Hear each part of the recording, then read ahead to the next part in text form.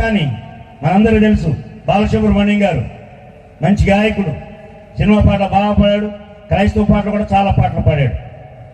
ఆ బాలసుబ్రహ్మణ్యం గారు కోట్లు ఖర్చు పెట్టారు. ఆయనకి కరోనా వస్తే కోట్లు ఖర్చు పెట్టారు.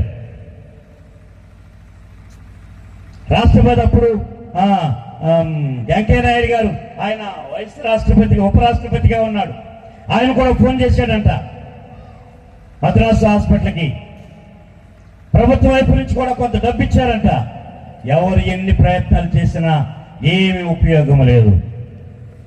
యేసయ్య కాపుదల స్థిరమైనది, బలమైనది, శాశ్వతమైనది.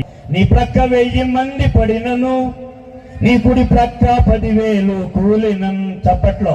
నీ ప్రక్క 1000 మంది పడినను, నీ కుడి ప్రక్క 10,000 కూలినను, నీకు అపాయము రాదు, నిన్ను